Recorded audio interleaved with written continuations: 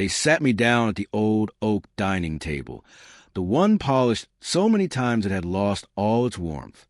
My father leaned forward, knuckles pressing into the wood.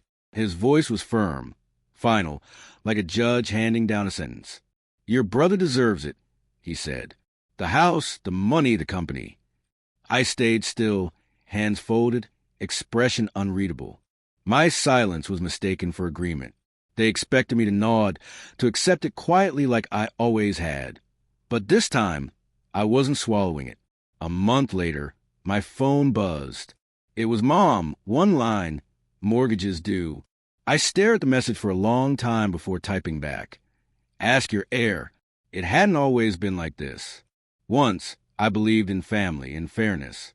My brother and I grew up under the same roof, but cast in different shadows. I was the quiet one, the hard worker.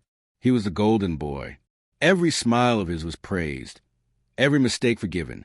When I built the company branch that saved us from collapse, Dad said, "Good job."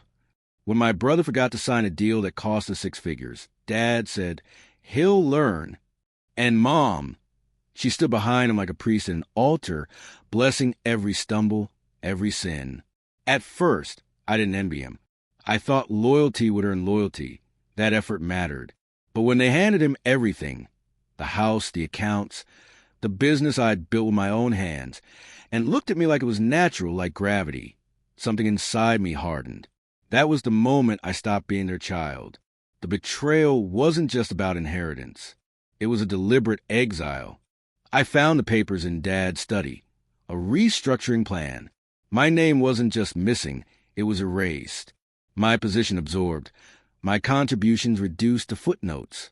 The company I had poured nights, years, and health into had already been signed over. And the house, I was still living there when they transferred the deed. No warning, just paperwork hidden away in a drawer, stamped and notarized. I looked at those documents and felt nothing. No anger, no tears. Just a quiet recognition of what I'd always known but never admitted. I was never meant to inherit. I was meant to serve. That night, I poured myself a glass of whiskey, sat by the window, and began a plan.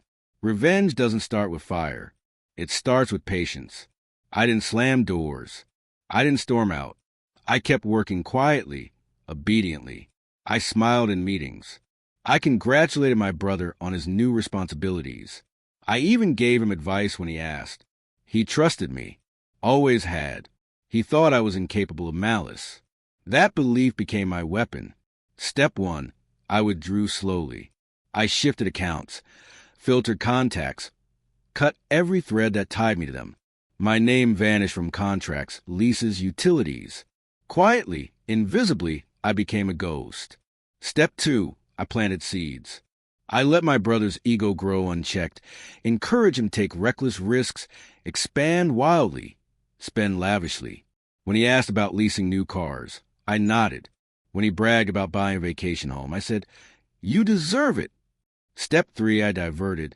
Clients who trusted me. I gently guided away, not forcefully, just enough to make them question his competence. Contract expired, and I didn't renew them under his watch.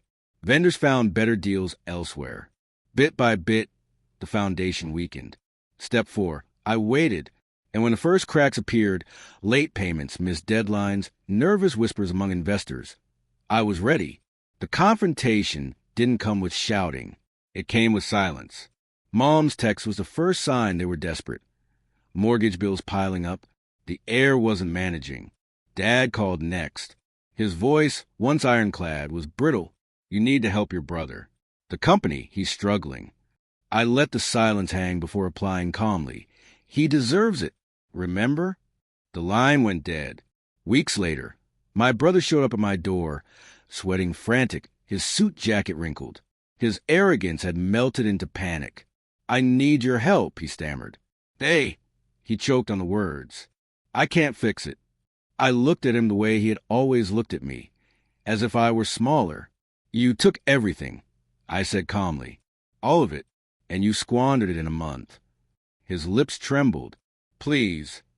I stepped aside and let him see the boxes stacked in my living room. My own venture, my new contracts, my future that had nothing to do with him. My survival wasn't tied to their empire anymore. His was. "You wanted the crown," I said. "Wear it." And then I closed the door. They spiraled. The house went up for sale within the year. The company, once stable and strong, fractured under his mismanagement. My father's legacy turned to ashes in my brother's hands. And me? I walked away untouched. I built something new, leaner, sharper, mine. No shadows, no strings. Sometimes I hear whispers. My brother's debts, my parents' regrets. They're longing for the child they dismissed. But regret doesn't interest me. They gave him everything. I gave them nothing. And that balance feels perfect because the truth is simple.